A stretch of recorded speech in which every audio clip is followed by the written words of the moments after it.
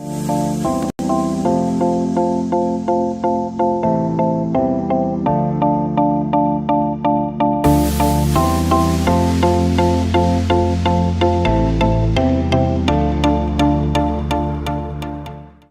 to Business as Unusual. This is the live stream where we explore the issues and decisions mid-market leaders are facing as they scale enterprise value. I'm Kathy Steele and the CEO of Red Caffeine. And for those of you just joining us for the first time, Red Caffeine is a growth consultancy, and we work with ambitious companies to build and execute go-to-market strategies that don't just drive revenue, but create long-term value. Today's topic is one I see misunderstood quite a bit. We work a lot with founder-led and generational businesses, but the topic of building to sell. There's a bit of a stigma around selling a company. It's lots of times done in secrecy, but too often leaders really feel that it's about exiting, or worse than that, selling out. But the reality is that most businesses that are building to sell are also easier to run, they are easier to scale, and they're far more resilient in these challenging markets, which we've experienced quite a bit in the last few years. Buyers really don't reward ideas. They really reward credible growth stories, reducing risk, strong teams, and repeatable systems. And what's interesting is the companies that score highest on those dimensions are often the ones that don't actually always want to sell. They just want to know their optionality. And so today I'm thrilled to be joined by Jim Canfield of Class 6 Partners, and we're going to unpack what truly drives value inside a business where leaders unknowingly can sometimes cap their valuation, and what practical steps owners can take starting now to build a company everyone wants to buy, even if you decide not to sell. So Jim, welcome. Thanks for joining us today. I'd love you to share a little more about your background, your career, and I always love learning something that's not on your professional bio. Oh, thanks. It's an honor to be with you today, Kathy. So yeah, I started early. My brother and I founded a trucking company while still in our 20s that we grew and ultimately sold. Founded another business in the investment space and with a group in my hometown of Memphis. And we ended up building the largest firm serving credit unions in the investment space off Wall Street, Wow. and ultimately selling that business to First Union Bank. I went on to get involved in the CEO peer group business, and with a variety of roles, from running groups myself in Memphis to be an executive with two large peer group organizations, one as a VP and another time as a CEO, and wrote the book CEO Tools 2.0.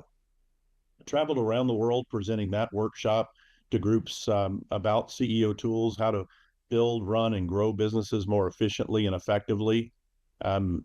I think I presented that one almost 500 times around the world. Wow. And Kathy, I think one of the things that I learned there, and you spoke to this a little bit, is there's an interesting approach. As a CEO, we tend to be kind of forward thinking and forward facing. In other words, how do I grow this business? And I'm looking at things like top line and maybe bottom line as well.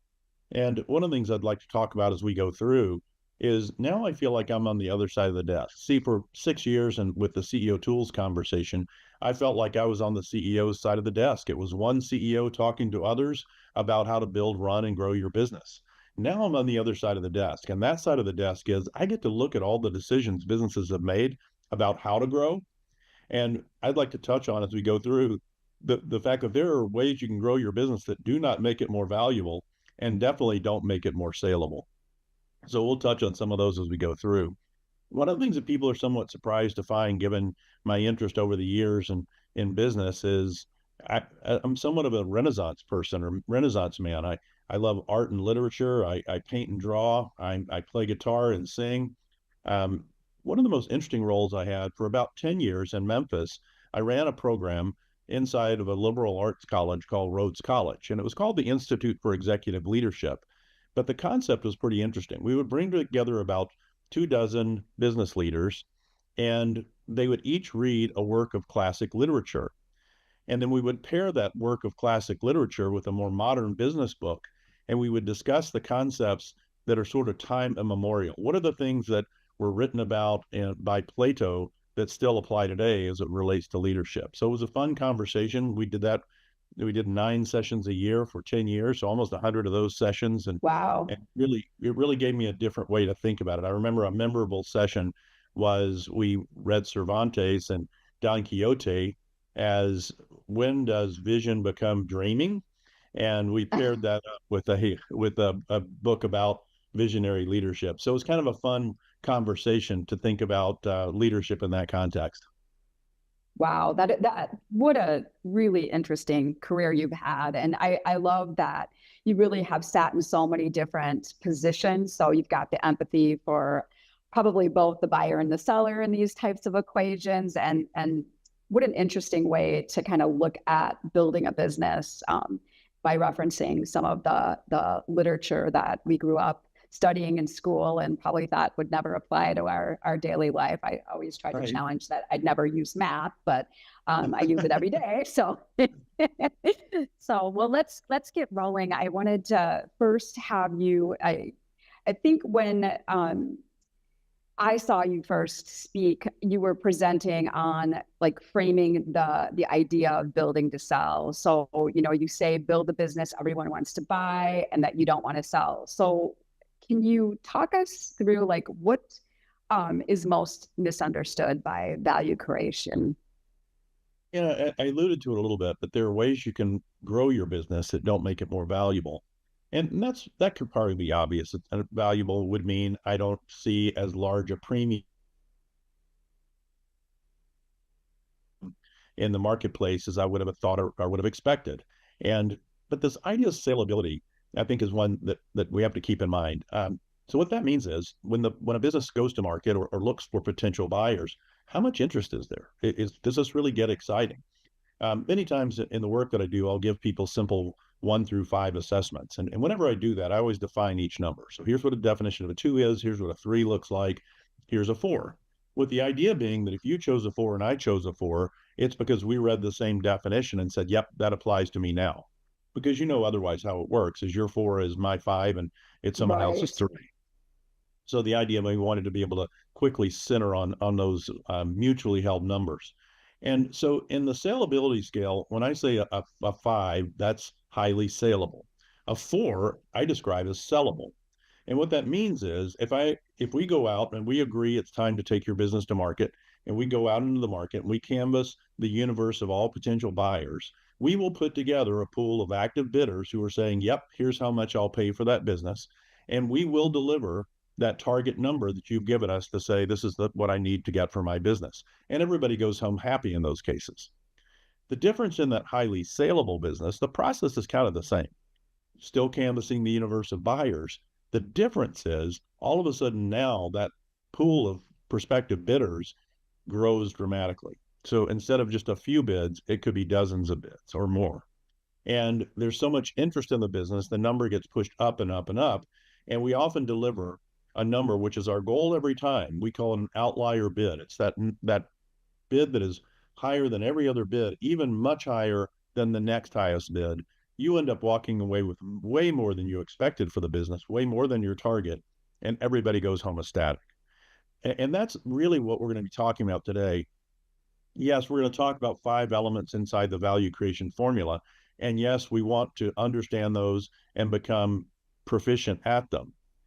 And I want the whole time for us to be thinking about if you get really good at these things, like in a scoring system, like we discussed, if you're in that top 20, 25%, the premiums generated by these businesses, we've found, is much higher than even those who are pretty good at these items. So, I can speak to a few of those as we go through. I All think right. Well, I love it. the big one for most businesses is plan. I always say this, Kathy, and I mean this with all sincerity. All businesses transition eventually. Someone else will own every business that's currently owned by someone or something. Someone else will own that business in the future. By default or by design, there will be a new owner.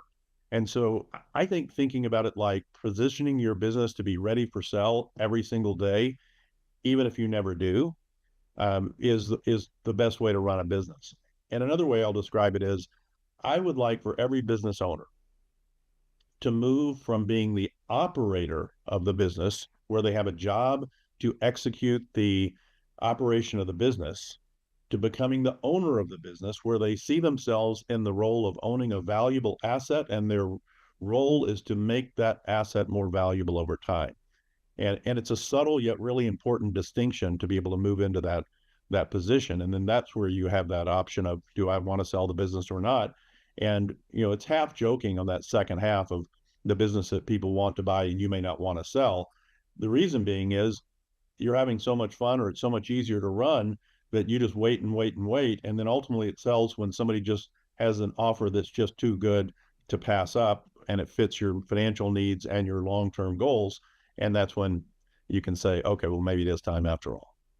Yeah, I think that I love the idea of this preparation, because having and working with so many types of businesses that are led by families or generational businesses, or just single owners, we are really focused on the business, and we're not really thinking about the business as a part or an asset in our portfolio, and treating it like we would if we were a board looking at a business. So I love the opportunity to create optionality for owners, so that they have choices, and maybe the highest bid is not the choice everyone wants to make, but if you've got a lot of options on the table, I think that's like the most gratifying thing. So let's start talking through the value creation formula. So I think you've got sort of an illustration of it that we can share. Talk us through, just give us the overview here. Yeah, as you can see, there are 5 elements, and we believe that the combination of these 5 elements are what ultimately add up to that valuable, saleable business. Now, look, I have jokingly say, and a better life, but that's when I was speaking to, I feel, as a leader and owner of a business, it's a better life being the owner of the business, where you're making decisions about ownership, versus the operator, where we're in the grind day to day of making that business happen. Let's look at these 5 elements. The first is a credible growth story. I've got to be able to explain how I get from where I am today to some point in the future in a believable fashion that other people can get excited about.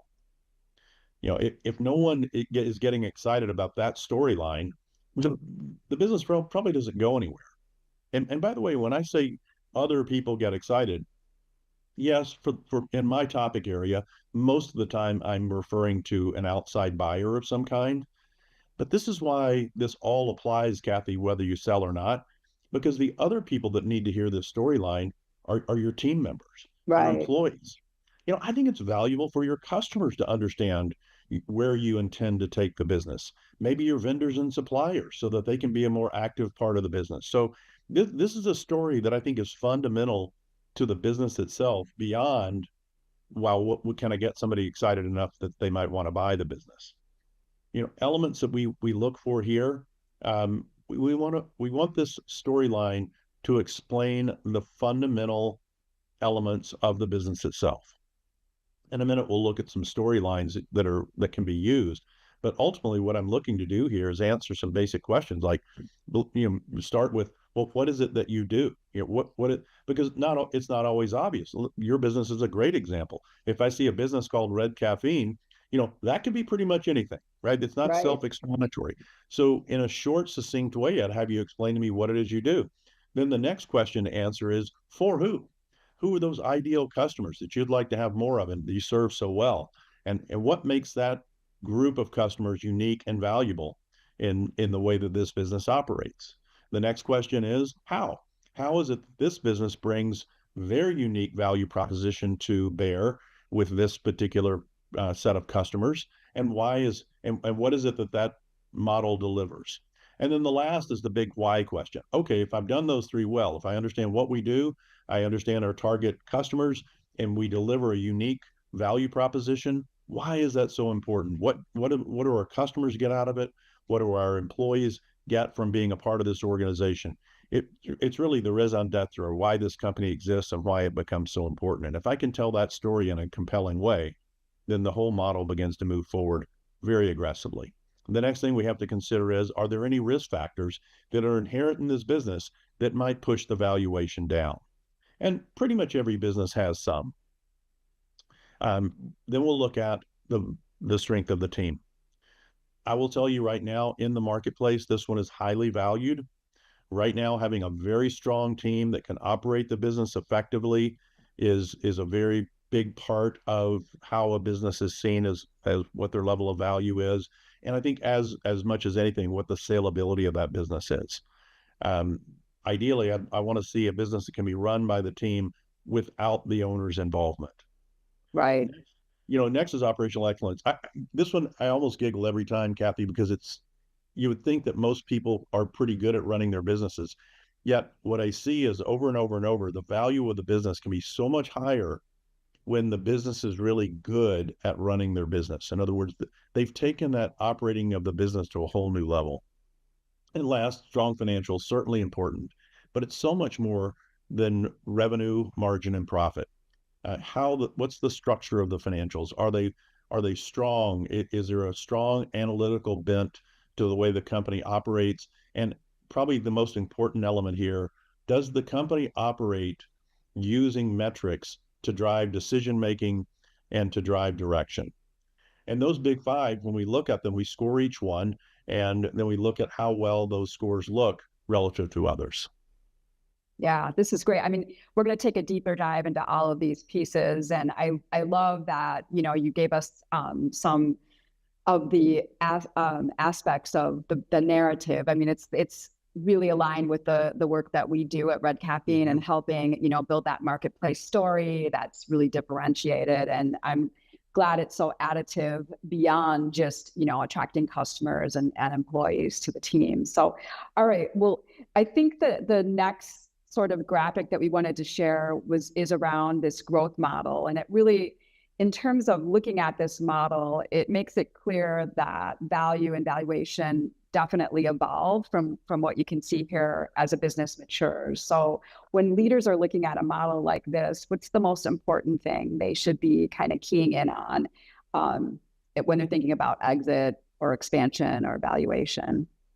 There's a couple of interesting things here. It's interesting you said as a business evolves. I'm oftentimes going to say, Kathy, if the business evolves. Yeah, right. Not every business makes it through all five stages, and some get stuck along the way.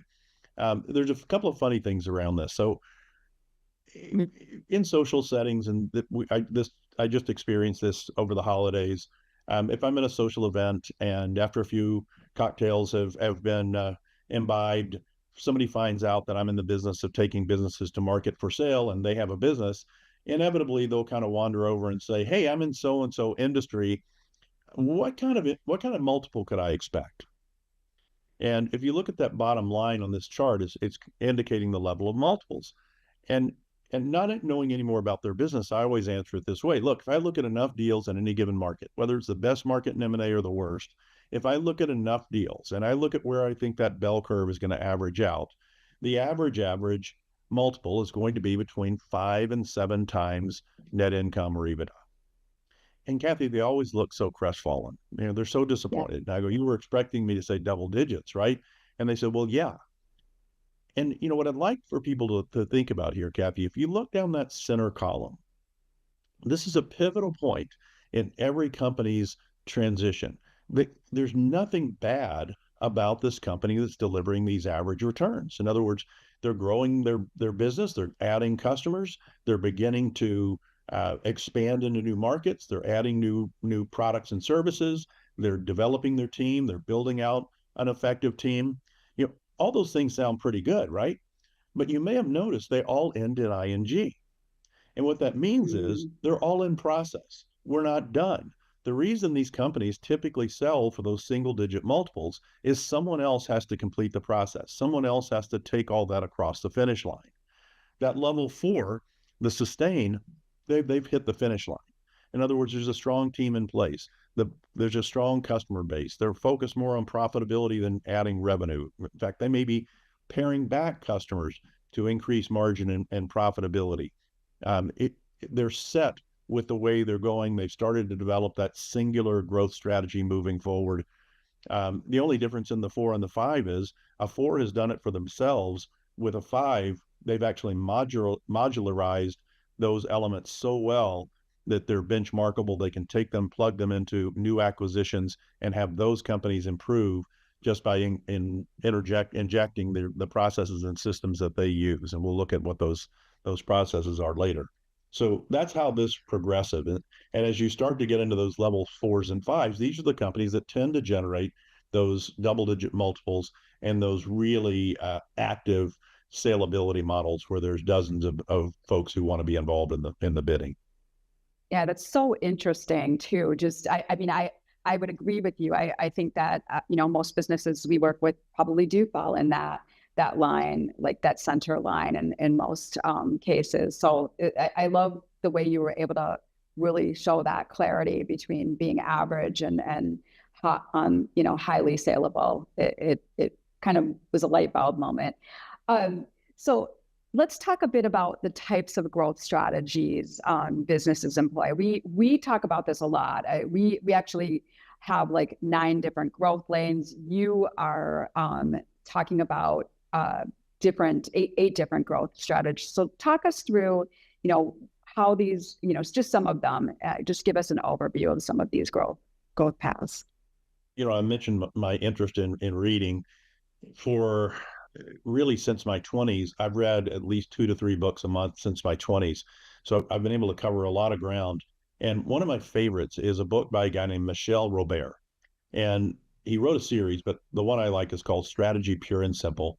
It's a little bit old now, but there was a concept in it where he talked about 10 strategic drivers. And I thought it was a really interesting way to look at making choices about the strategic direction of a business. And I kept asking myself the question, if I wanted to take that, because they were a lot of them would apply to much larger organizations like Fortune 100, Fortune 500 companies. And I thought, well, what would this look like for a mid-market entrepreneurial company? And these were the 8 that I established. It's everything from, I would say the 2 that I see most often out of these are the first 2, product service-based strategy or customer market-based strategy. Each one is a little bit unique. I can speak to these as much as you would like. And what I often get companies to do is think about these as they've looked over the 8 and they choose a primary. So here's our primary strategic storyline that we're going to use to go to market, to answer the questions we talked about, what we do, who our target customers are, how we provide a unique or valuable service or product, and then why that's all wraps up into ideally a premium in the marketplace, both for our prices for our products and for our business as a whole. But let me give you a few examples. Like in the product or service-based strategy, these are companies who understand the product or service that they offer better than anybody else. I mean, ideally, I'd like for them to feel like they were experts in that product or service. And that expertise, that choice of what products they choose and how they present them or the services that they offer, that's what attracts customers to them. And when they want to add additional customers, they begin to expand or extend their product lines, amending products or adding to their product categories or service lines. And every time they do that, ideally, it attracts a new type of buyer or a new type of customer to them. So a big company example here, Kathy, would be car companies. Surprisingly, every car company in the world sells the exact same product. No difference whatsoever. Right. Now I know there's somebody listening right now or watching right now, Kathy, and they're thinking, hey, wait, I was in traffic this morning and I saw dozens of different kinds of cars. Jim, what are you talking about? Here's what I'm talking about. The product is a chassis, 4 wheels, a propulsion system, a way to steer, and a way to brake. That's the product. What they saw on the freeway this morning were models. Each one of those models is created to attract a very different and very specific buyer.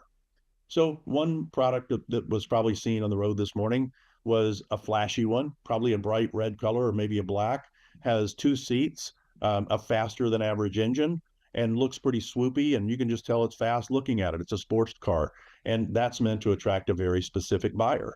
Right beside it, there's a big one, boxy, holds 6 or 8 people, a van or an SUV. That's meant to attract a very different buyer. And then right beside that, there's another one that's a sedan, but it has an electric engine or battery powered propulsion system. Well, that's meant to attract a different buyer. So all these models exist just to attract a very specific buyer group, because for product and service based companies, their win for this strategy is market share. In all the known examples of these sales, they want a larger percentage of those to be under their logo than someone else's. Now, that's very different than a customer-based strategy. So with a customer-based strategy, the company knows everything there is to know about a very specific and narrowly defined buyer set. They want to know who they are, where they are, what do they buy, when do they buy, how do they buy, at what price point will they never buy, at what price point will they always buy. In other words, the more they can learn about this customer set, the better. An example here would be Johnson and Johnson, multi-billion-dollar company. They have one customer, one. That customer for years, they have the same label. In fact, they held onto this label way longer than it was politically correct. That label was the housewife. Now, right underneath that, though, the subtext said the person responsible for buying personal care products. Now, they've changed that very recently, but watch how narrow this change was from housewife to head of household, merely acknowledging it might be a male. But the subtext didn't change one word, person responsible for personal care products. And then in that, they would offer a whole range of personal care products, all aimed at that one customer. Now, for those who would like to hear an industrial type example, that would be Grainger. Grainger is focused on manufacturing facilities, and they offer everything from a $2 bolt to a $20,000 forklift and everything in between to satisfy those needs. Then you can see we go through production capability are people who own hard or soft assets to deliver a product. Technology, they invent something from nothing. Sales and marketing strategy, these are folks who have a unique way of extracting the order from the customer. Distribution model is about how we get what we need from beginning to end to deliver a product or service to the market. Geographic simply says, I need additional locations to continue to grow. And last, mergers and acquisitions is where we combine companies to get an accumulated company that's worth more than any of the individual companies in it. And what I suggest, Kathy, is that companies choose a primary, and then there are usually a few others that relate to their business in some way, and those are supporting. So I'll say choose one P, your primary, and then you can have up to 2 or 3 other S's, which are your supporting strategies, which say this is how, maybe what's going to drive our growth. So not uncommon for someone to have a product or service-based strategy and then have geographic expansion as the way they're going to have that company expand across the US or maybe even around the world. And so this is a way to begin to realize and the storyline that we want to use to explain our business to others and have people get excited about it. Yeah, I love this. I think this kind of fits on top of how we think about growth lanes because, in terms of growth lanes, we're thinking about more organic opportunities, or maybe, to your point, we're developing a unique technology that creates market differentiation for a client. So these kind of are the overlay of that growth story. And then, the lanes that we choose to grow the business really fall well underneath and can help with the execution of that strategy. Great. I mean, I could talk all day about this. Another great book that I don't know if you've read is Growth IQ by Tiffany Bova, and she as well talks about really large organizations and their growth strategies. And so, Jim, maybe that's our to-do. We got to write something for the mid-market that really isolates some of these case studies for smaller organizations. All right. Well, moving on to talk about some of the risk factors in play. I think that in your value creation equation, this is the place where people are going to get dinged. So talk us through like an overview of this diagram. I think these are very common things that you see in most valuation equation conversations. Yeah, you're exactly right, Kathy. These are the big 5, and these exist in some way or another in almost every company we see. Now, there could be other risk factors that would be specific to an industry or a type of business, but these are the big 5. And I'll just walk through them quickly. In concentration, when I say that, most people quickly think of customer concentration, and that is the number one conversation. So every company, I believe, should once a month review a document that lists all of their customers in rank order of revenue generated and look at that list and see if there's any issues around concentration that need to be considered.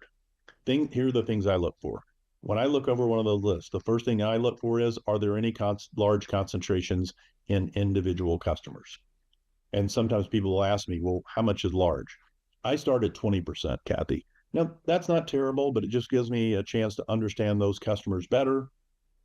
Um, Even at this stage, might want to know about those customers. Here's what I mean by that. There's a phrase that comes up when businesses start to be valued called quality of earnings.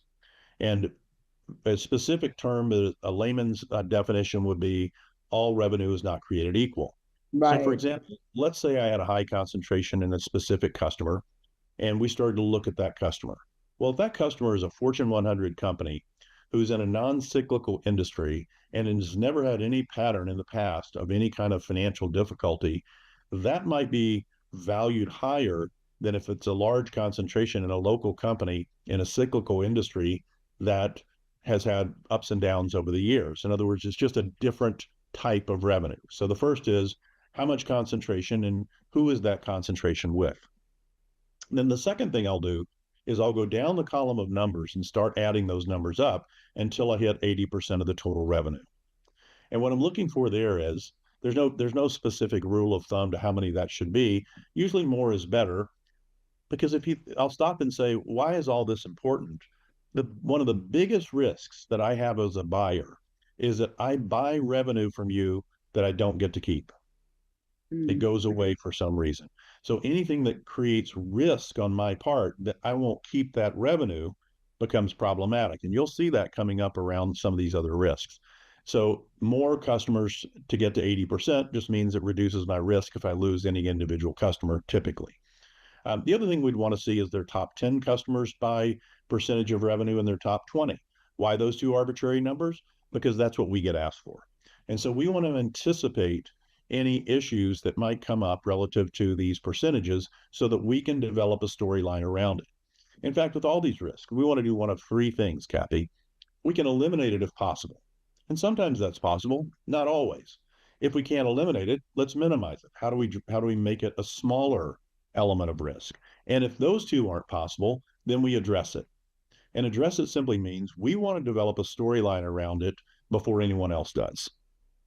We want to make sure that we've created a story on ideally why this isn't such a bad thing, or at least, here's a reason why this exists. And it's no different than anybody else in this industry because sometimes risks are industry related or industry specific, Sure. and we're no worse off than anybody else. So we want to create that story because here's the thing, Kathy, if we don't create that story first, the potential buyers will. And while I don't know their whole story, I know what the last line of that story is because I hear it over and over. And this is why we're reducing the bid for this business. So we want to just get ahead of it, see if we can address it first. There are two others that people don't think about quite so often inside of concentration, Kathy. One is vendor supplier concentration. Do we have enough people supplying? So constantly being able to evaluate your vendor pool to make sure that yes, they can serve us now, but if we were to significantly grow this business, would they be able to grow with us, or would that require some new vendor relationships to be in place? And the last is we're going to look at concentration on who actually generates the business. I'd say who or what. It could be a channel, but oftentimes it's people. Um, this last week, I was in Nashville, Tennessee, and in one of the conversations we were having there with some businesses, um, it's 6-person sales team, but 50% of the revenue is being generated by one salesperson. Wow. And we're going to want to know some basic questions. Is there any kind of employment agreement in place? Is there any incentive for them to hang around? We're going to be assessing to what degree would they be a flight risk in a transition, and how can we build in a little bit more stickiness to them staying around. Recurring revenue is very similar in that we want to see, does this revenue have a chance to stay with us? There's an 8-point scale that I'll use from 100% transactional, which simply says I'm dependent on my brand bringing someone back after they've finished buying or using the product or service that we had supplied them, to all the way down to contractual arrangements, with the stickiest being a contract with a penalty for leaving the contract. So there's different ways to look at this, and that's the other thing I'll challenge companies to do is with recurring revenue and also with barriers to entry, it feels like a yes no question. I either have it or I don't. But there are ways you can build it. There are ways you can think about it. Are there subscription models that can be used? Another one around recurring revenue, there are two words that sometimes get used interchangeably, but they're actually very different. And you've probably heard them. People sometimes will say recurring revenue, and they sometimes will say reoccurring revenue.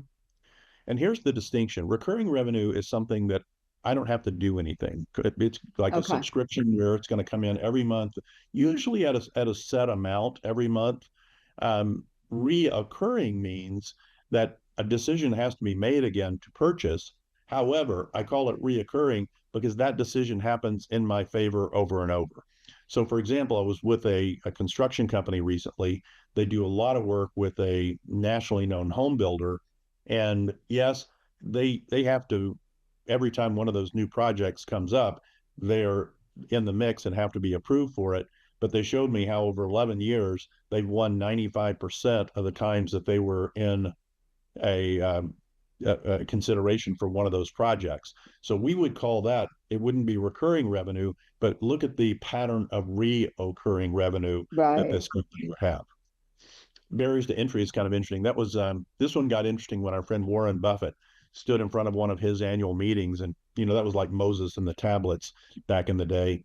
And I just realized that the last one was his last one. Yeah, Uh, right.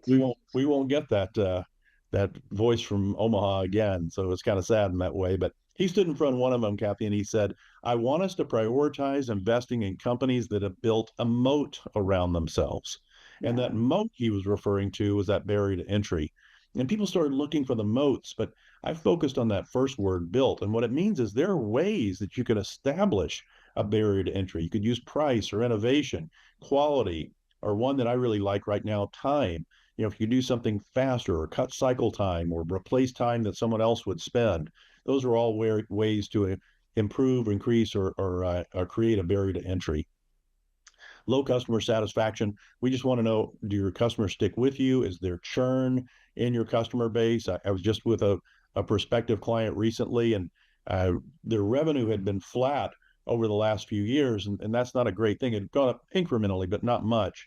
The bigger worry was over that period of time, as the business had stayed flat, part of the driver was they were the good news is they were adding new customers. The bad news was they were losing them just about as fast. So Oh, a bit of a revolving door, and that's got to be addressed to be able to move into a more desirable state. yeah. Because I mean, I think too, you just even look at the cost of customer acquisition Uh, versus the cost of renewal is just so much greater. So, we think about yeah, that a lot. and look, and think about it also as a risk. In other words, what happens if I'm not able to replace those customers? Yes, it's Right. it's happened up to now, but if I buy this company and whatever I do or don't do, and all of a sudden we're not able to replace those customers who are leaving. And that brings us to the last one. Sometimes people ask on these risk factors, which one is the biggest or which one to really address.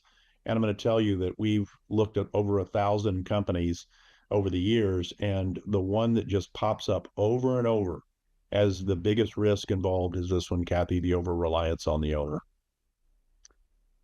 I'm going to tell you something. I've had this conversation now for 30 years with business owners, and I have to admit that for many of those years, I think I did those owners a big disservice because the best advice I had for them was just delegate more. Kathy, Right. just delegate. And Sounds I've so come, simple. Kathy, it's a bit like I've come to realize that telling CEOs and business owners to delegate more is a bit like when someone shows up at the doctor's office and they're overweight and they're pre-diabetic, and the doctor, with the best of intentions, says, "Well, just change your diet and get more Yeah. exercise and quit smoking and reduce stress in your life." It's great advice, but it's not very well heeded. And I think that's what happened with delegation. So what I tell owners now is very specifically there are three areas that I want you to work yourself out of. Ideally completely, but as much as possible. Those areas, number one is revenue generation and client service. So somebody else has got to be bringing that new business in the door and then maintaining those client relationships or customer relationships over time. The second, directing operations, letting go of those things. This is especially tricky for founders, Kathy, because a lot of those ways we do things around here were ways they created, and they're still very attached to them as being the way to do things, and sometimes the only way to do things. And being able to back away and let go of some of those so that improvements can occur and new ways of doing things can be considered. And last is just fundamental decision making. And I'll ask, how large or small a decision has to go through you. You have to approve it. You have to be in the conversation. And then separately, we'll look at money.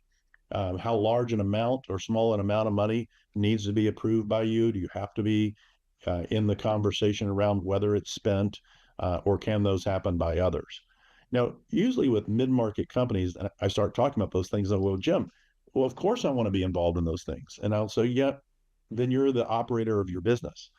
Because see, as an owner of the business, you may only show up every 90 days to a board meeting where an executive team or leadership team would explain the results over the last 90 days and talk about the direction they plan to take the business over the next 90 or days to 6 months.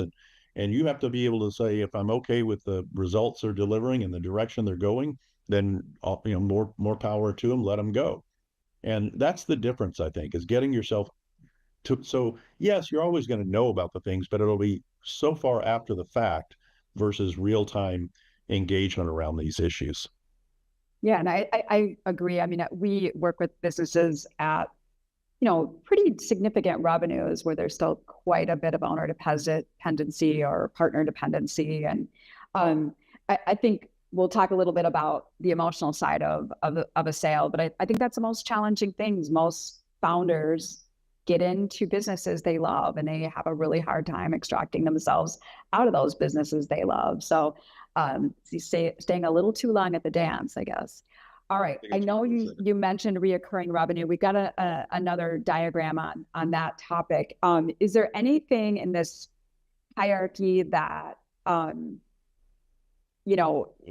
really stands out or is not truly created equal when we think about reoccurring revenue that you didn't mention prior? Yeah, I alluded to some of this. I think that the key on this, Kathy, is that every team owes themselves a look at this at least once a year to say, all right, where are we generating recurring revenue currently? Are there other places or other ways we could generate it? What else could we be doing? And I would say just kind of you're moving down the chart, which is moving up in the value. Obviously, if all my clients were on contractual relationships and to get out of those contracts, they had to pay a penalty to do so. As a buyer, that's going to give me the highest degree of comfort that I'm going to keep that revenue, where a consumable or transaction based customer, I really am solely dependent on the strength of our brand to get them back. So I say just go through and figure them out. So I think there are some that get overlooked. Like I like the idea of some kind of subscription that says there's something that you buy from us on a regular basis, and it may be way smaller than the original item that we sell, but it has such a long life cycle on it. So, for example, a company that has done that well is Keurig, or in fact, I'm going to use Nespresso as that example. So they sell me the machine, and that's several $100 sale. But what they really want me to buy are little small pods for the rest of my life, right? Right. And I think sometimes companies forget about that. In other words, if I sell an item, can I add on a maintenance contract that lasts for years and years and years? And the ultimate lifetime value of that maintenance contract could be more than what I sold the original product for, if I've done that well and can justify and really add value in that transaction. So just looking for ways to add these additional revenue streams. I mean, we also love sort of that reoccurring revenue, the smaller aftermarket sales or service sales. It keeps you sticky with customers too. So then if there is sort of an event for a new product sale, you're still in the mix. Your brand is front and center. They've built a relationship internally with maybe a customer service person. So it really, I think, elongates the relationship and secures it for so much longer. But I think many sectors have underdeveloped reoccurring revenue strategies, and there's definitely lots of ideas around where you could, stay stickier with your current customer base and versus going after new logos. All And right, that's interesting, so interesting you would say it that way, Kathy. If you can be in an industry that doesn't currently create recurring revenue and you can find a way to do it, this is a real differentiator when you go to market. So, imagine a landscaping company that figures out a way to do an annual amount and then charges monthly. So now it's a subscription more than just a pay as you go. And a national company comes into a market to buy one of the competitors, and three of them have just traditional customers who are happy, and they'll show their how they tend to renew with them. But then you've got one company that has 75% of their clients on a subscription model. In addition to which one might be more valuable, which one do you think is going to get the attention from that company as the potential acquisition? It's probably going to be the one who appears to be running their business in a unique and interesting way. yes, absolutely. All right. So you mentioned that one of the real hot buttons on the minds of buyers is team competency. So talk us through some of the elements in optimizing your team so that they are supportive and continuing on the business and can help you get a higher multiple. Yeah, Kathy, I think one of the things that I when I talk to CEOs or owners, one of the things that they have difficulty with is understanding what makes a team strong and what makes individual team members strong. And I look at these 7 characteristics as applying to each individual on the team as well as the team as a whole. So strategic orientation, how well do they see the big picture? Do they understand how day-to-day, week-to-week, month-to-month activities add up to some bigger direction that we want to head towards in the future? Results orientation, are they good at setting goals for themselves, for the team? Are they pushing us and helping us set goals for the organization? Flip side of that one is, will they hold people accountable to actually hit those goals as a target? Business knowledge, do they understand how our business operates, how we attract customers, how we make money? Do they understand our competitive landscape that we play in?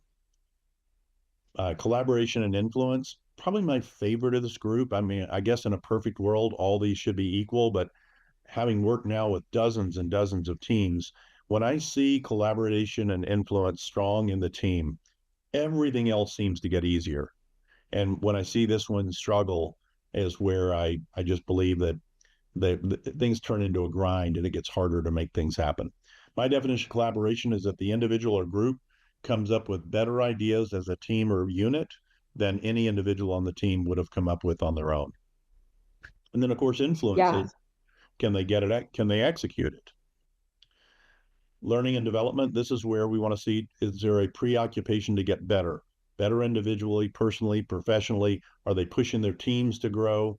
Do they push us to build a learning organization? Change leadership simply says how, in the face of inevitable change, by default or by design, how strong is this team at being able to pivot and drive new directions? Are they more than just acquiescing, and they're actually looking for ways to make that happen? And then in terms of leadership, we look at things like uh, classic leadership, things like problem solving and decision making. We look at modern leadership, which is more like creativity and emotional intelligence. And then we look at things like, is there a diversity and inclusiveness of thought in the team?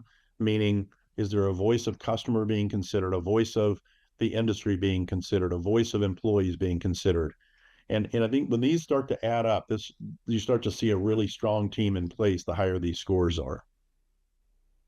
Yeah. I mean, I think I love that this aspect is being considered because where we see most kind of transactions fall apart is once, post that sale, when they really don't have a strong team in place and they're really struggling as to who's making the decisions, when they've been looking to a leader or founder all the years prior. So I just love that this is getting its focus, and I think it definitely can make or break the plan post the transaction for sure. You see it in real world situations all the time.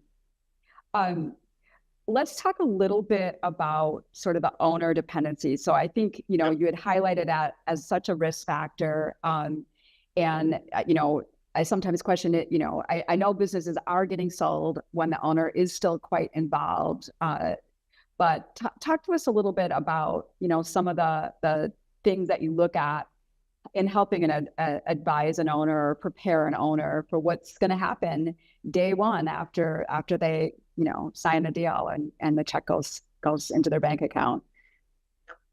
So there's a couple of things that can happen when an owner is still very involved in the business. There are certain buyers who that wouldn't be a negative factor, or in fact, they might even be looking for that because they're actually pulling together groups of operating companies, and they want those companies to pretty much continue to operate the way they had prior to the purchase. So in that case, they actually want the owners to stick around for a while, at least some amount of time, as long as that is consistent with what the owner wants. In other words, I think this is a big factor that leads into this conversation, Kathy, is what does the owner want post-sale? So if their interest is in being gone, then they need to build a business that can pretty much run without them so that they're not necessary, needed, or even additive after the sale occurs.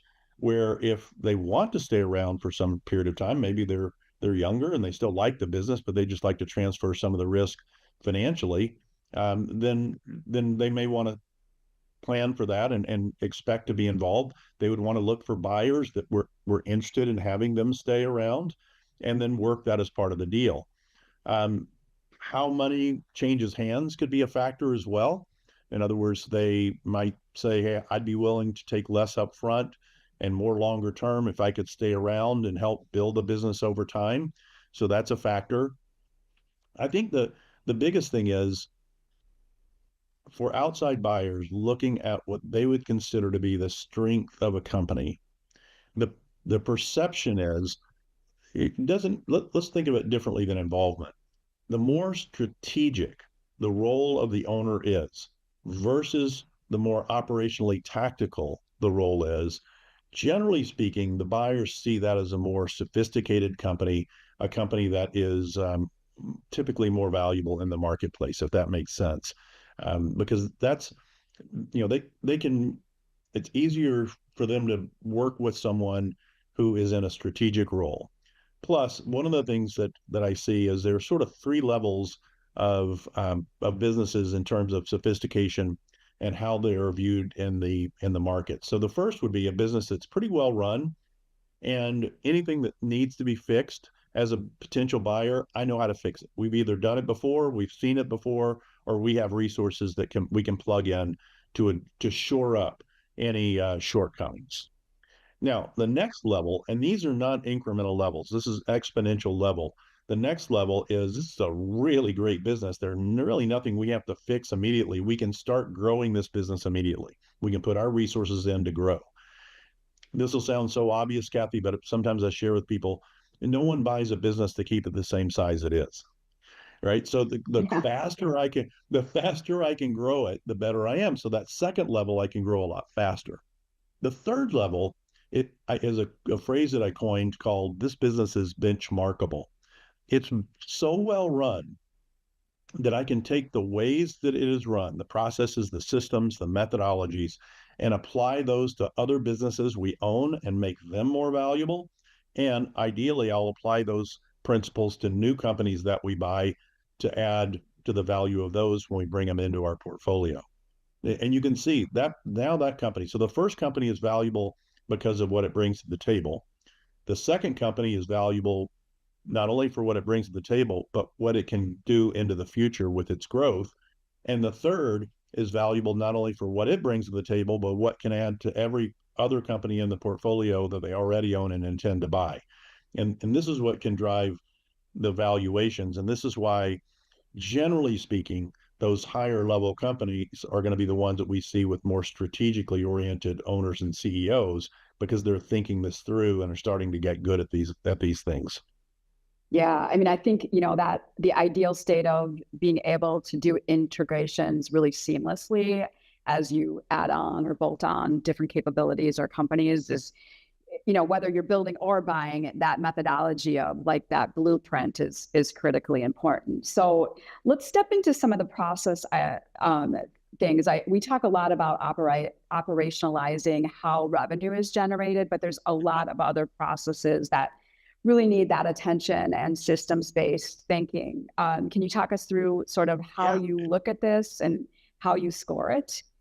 And one of the things that I love about the work that you guys do, Kathy, is this whole idea of operationalizing revenue. Because look, I think when most people hear me say operational excellence, they're thinking about sort of the middle line here, the product or service development and delivery. In other words, we think about operations as how we build, deliver, get a product from us to a customer as operations. But I think to your point, and the way you guys think about revenue, there's an operational bent to everything we do, from leads and prospect generation, which is how do we get new business in?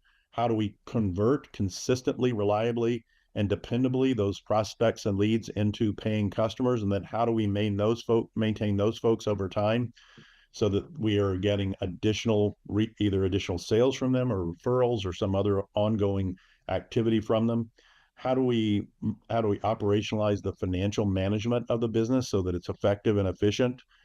Even in recruiting, how do we get the people that we need into our business? How do we attract them? Everything from creating an employer brand that attracts folks into our operation, our human side of the operations, to how do we develop and retain them over time? And then you can see the two support related platforms, which one set, whether it's administrative support or technology support, is saying, what do we need internally to run the business? And then what things do we need that are externally focused? And all these areas, we want to look at typically I see one of three levels. The lowest level is that we deliver this consistently and as reliably as possible and the first level is because of a person. Like we have a person who knows how to do this, they do it well, and we can get the results we need from that person. Sometimes I see this on the business development side. We've got a person who's really good at prospecting. Sometimes I see it in financial management. That'll be a kind of let's just say, a subpar system, but there's someone who's been in that role for 25 years and he or she can run that part of the business, but we're dependent on that person. And of course, the higher risk, because if that person leaves or isn't able to continue, then we've lost the capability. Second level is a process. We have a documented process that shows here's how you do that. Here's how you do any of one of these things. It only risk, that's a big jump forward, but the risk there is that we don't keep those processes up to date over time. And the highest level is a system where multiple processes feed in simultaneously. I don't need specific expertise in any one of those areas to input it. So CRM system is feeding in sales data at the same time a accounting system is feeding in inventory on hand, and then logistics platform is picking the right freight platform for it, and I get the result I need. So I think looking at these two ways: one, are we good at it? Like on a 1 to 5 scale, are we good at this particular item? And then the second question would be, and is it scalable? If we grew the business significantly, will it scale with us, or do we need to start thinking now about a shift or change in that process so that we can become more proficient at it if we scale? Yeah. And I'm imagining like a lot of conversations around AI and automation in this Oh yeah. kind of process and analysis. So, well, we'd be remiss if we didn't talk a little bit about financial confidence. So what is the difference between kind of knowing your numbers? I mean, I've been a longtime advocate of financial transparency and literacy and education.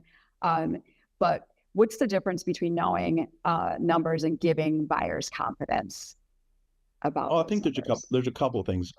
One, as the company grows, it's important to keep asking, do we have the right financial system for our current level of sophistication? So if you look at that, it's the second row here. A one would be it's a poor system. And in many cases, what that means is that we've outgrown it and we've just cobbled together. We oftentimes will run into companies doing tens of millions in revenue and they're still on some cobbled together QuickBooks that only one person in the organization can actually make work. And that just isn't a system that would be consistent with where their level of sophistication is. Or sometimes systems don't put out timely or reliable results. But then we get to a two here. It's the right system. So the system is consistent with the level of sophistication. The results are timely and we believe them to be accurate. Well, why is it only a two? Because it's only being reviewed internally. So the numbers are being generated internally and reviewed internally. And I think this goes to your point about I could know my numbers and I could believe they're accurate. It would be very difficult for me to prove to an outside party that they are in fact accurate because I don't have any outside party who's validated that. That only happens at a three, where at least now we've got a outside party, usually an accounting firm, who's either involved in the reviewing of those numbers or the compilation of those numbers. Now, in a review or compilation, I always remind people that what the accounting firm is typically signing off on is that this system that they've reviewed should, based on what they've seen, deliver reliable and accurate numbers. They're not guaranteeing that accuracy. That doesn't happen until level 4, where we have an actual audit.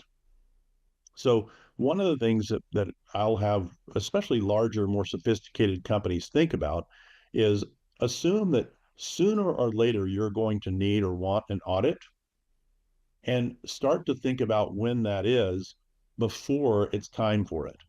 So normally in a transaction, you're going to want to look at 3 years of data that has been validated. I'll just call it validated for now. It's a little different than an audit if we're doing it after the fact, but it's going to have to be validated. However, if you had 3 years of audited financials, that might be a much easier process in the transaction than if we're walking into the transaction with just internally generated numbers. So you can know your numbers, but there's nothing to validate that those numbers are in fact the accurate numbers that you're purporting them to be without the outside party involvement. Yeah, and a couple of the transactions I've been involved in, just having that auditing process in place. I think for one organization, it was probably about a 2-year timeline that they started getting audited financials. Yep. And they had a very complex ownership structure because of giving equity to a lot of their early stage employees and those types of things. So, and I would imagine like an ESOP or other types of owner kind of structures are really also complex and interesting, and auditing would play a really significant role in those types of situations. Well, in a lot of cases, Kathy, in those kinds of situations, an audited financial is required. In other words, multiple buyer or multiple owners, an audit would be required just to make sure that everybody involved would feel like there's fairness in the way that distributions were being made and valuations were occurring. Same thing with an ESOP. And I think that tells us something. In other words, if the more sophisticated your company is, the more likely it is to have an audit as part of the process. There's a point where, as companies get larger, they probably ought to think about, should we be doing this? It could really pay off for us in the long run. Yeah, exactly.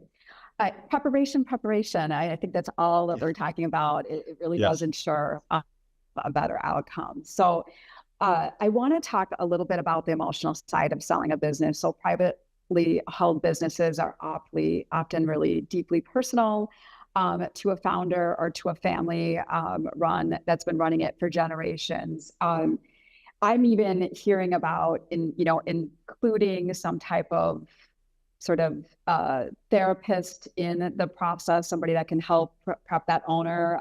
So talk to us about some of the things that you're seeing in terms of readiness from, they may be ready, like they're tired of doing what they're doing, but they might not be emotionally ready for that transaction.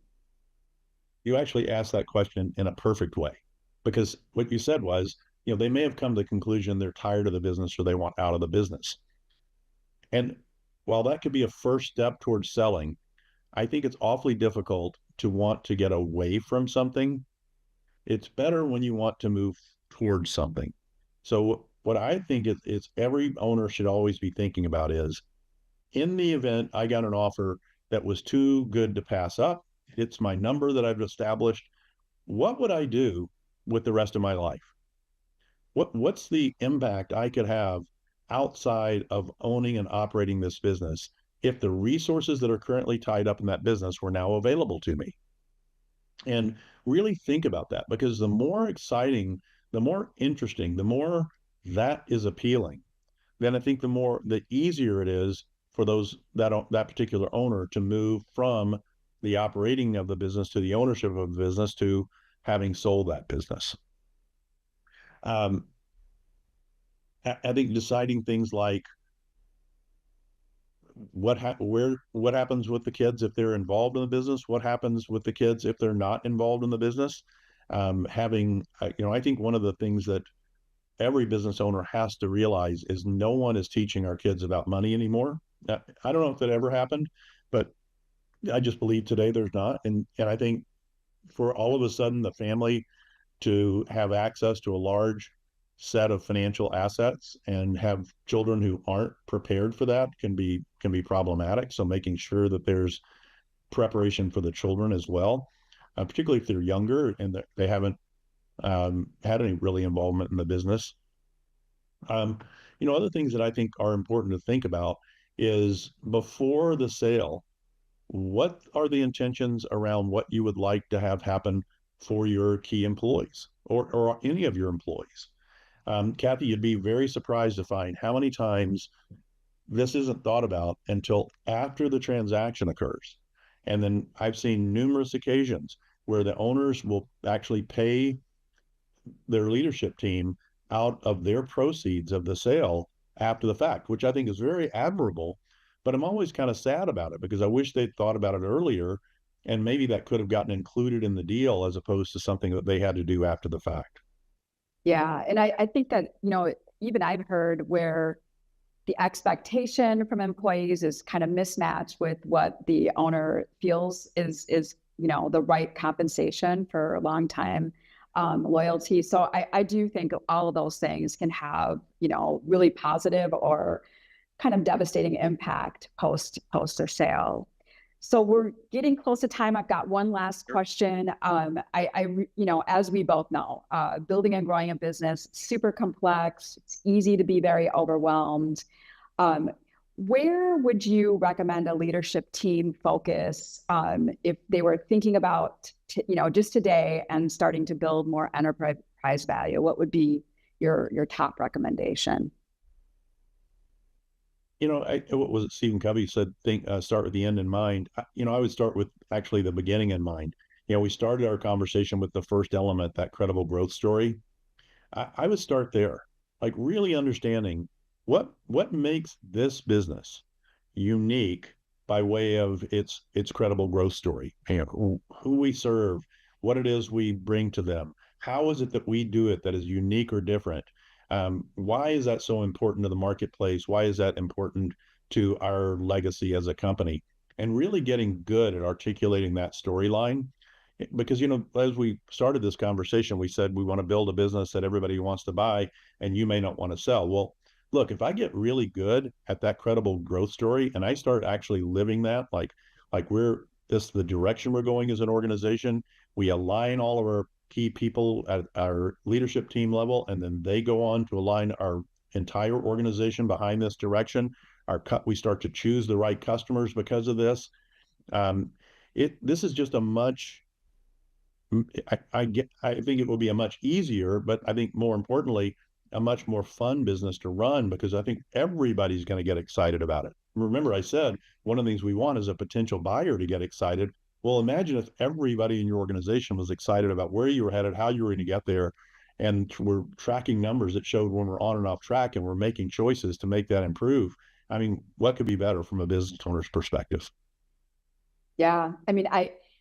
We see this kind of unfold when we do like a brand launch with internal and external stakeholders, and just the pride that employees have in the story and what they're doing and doing for the marketplace and customers. So I love that is also a factor in helping set up a great exit strategy. So Jim, thank you so much for joining us today and sharing so many practical and grounded perspectives on what it takes to build a business that creates value. We'll share how to get a hold of you. So I think that if anybody has any further questions and wants to reach out to Jim, here's a couple of ways to get a hold of him: through LinkedIn or through his email. Just put business as unusual in the subject line so he knows you're coming from our session today. Next up, I want to tell you about what's coming in March. We are going to build on some of the concepts that we've been discussing today, and we are going to take a look at two very similar businesses that were both doing about 10 million in revenue, and they went to market and had extremely different outcomes. One sold super successfully, and then the other one, a 100-year-old company, ended up liquidating. And instead of, really doing a post-mortem on this, we're going to re-engineer the way that business could have been sold for a much higher valuation. And so we're going to walk through what might actually drive better outcomes. And I'm really excited to do something like this live and construct it for our group, so people can see that if you're planning a few years out, as Jim is advocating, you're able to get, to a much better outcome. Lastly, today, I do want to wrap up by thanking our sponsors, HR Source. They bring deep expertise in workforce strategy, compensation, compliance, and the real-world HR challenges that we're all facing as we grow our organizations. And then a shout out to M3 Learning. They focus on building sales organizations that actually perform through skills and accountability and behavior changes that truly stick. So really love each of our sponsors and what they bring to the marketplace. And thank you again, Jim, for joining us today. Thank you, Kathy. All right. Thank you. And we'll see you in March.